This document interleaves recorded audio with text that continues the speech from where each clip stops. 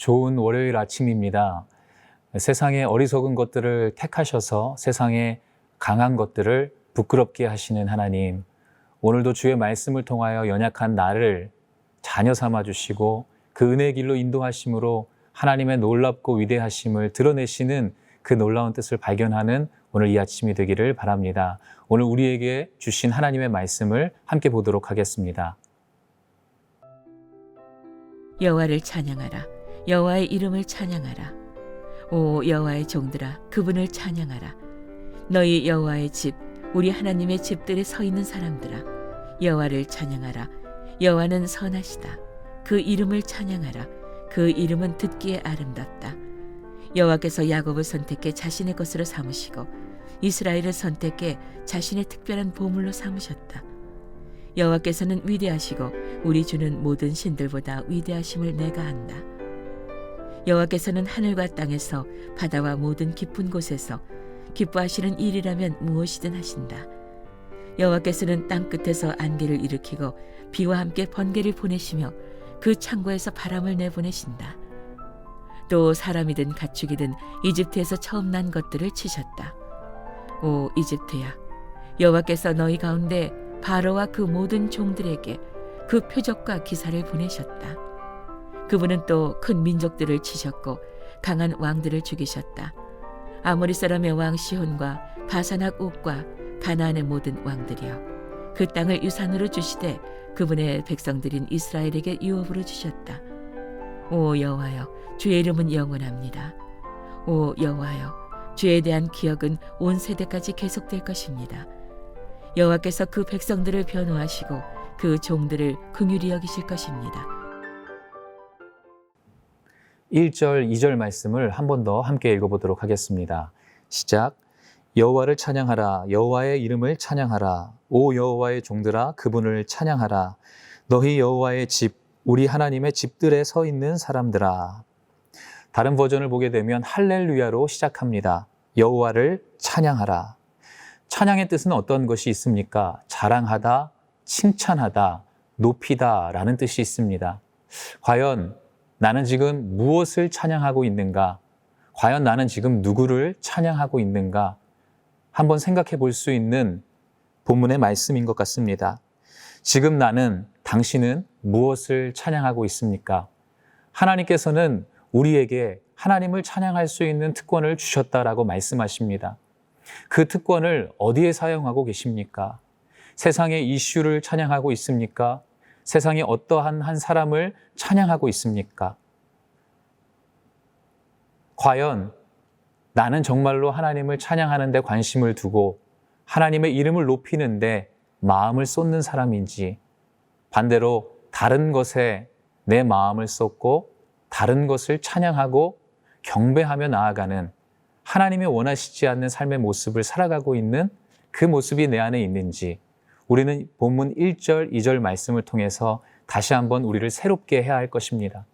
우리를 구원하신 하나님만을 진정으로 찬양하며 하나님만을 본질적으로 높이며 나아가는 우리들의 삶이 시작되기를 바랍니다. 3절부터 후반부의 말씀까지는 바로 이러한 찬양받기에 합당하신 하나님이 어떠한 하나님이신지에 대해서 표현하고 있는 내용입니다.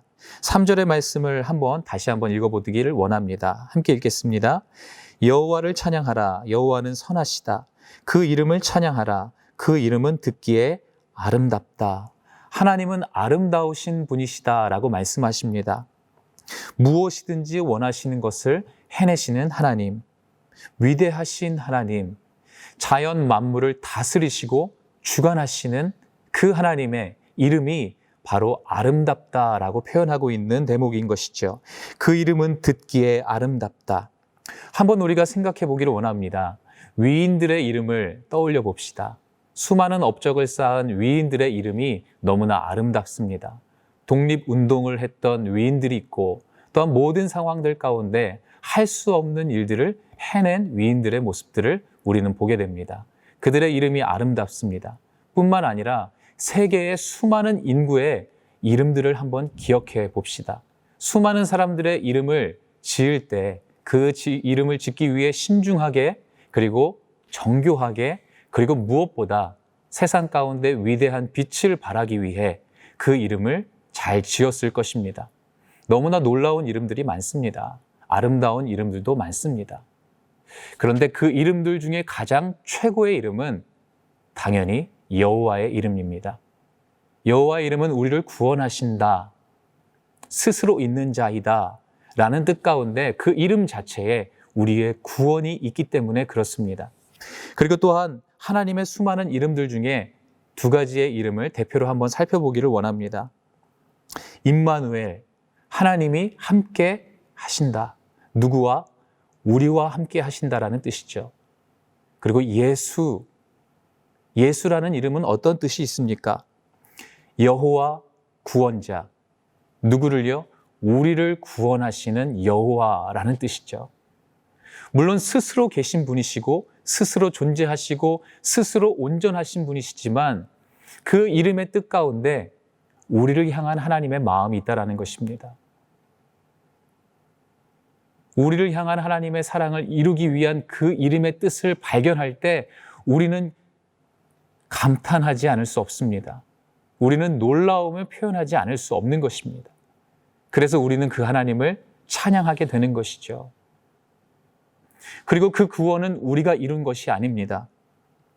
4절 말씀을 보게 되면 여호와께서 야곱을 선택해 자신의 것으로 삼으시고 이스라엘을 선택해 자신의 특별한 보물로 삼으셨다. 성경에도 수많은 위인들이 나오죠. 아브라함, 야곱, 요셉, 다윗 등 수많은 인물이 나옵니다. 그러나 이들 스스로가 잘나고 이들 스스로가 온전하고 이들 스스로가 거룩해서 하나님의 뜻을 이룬 것이 아닙니다.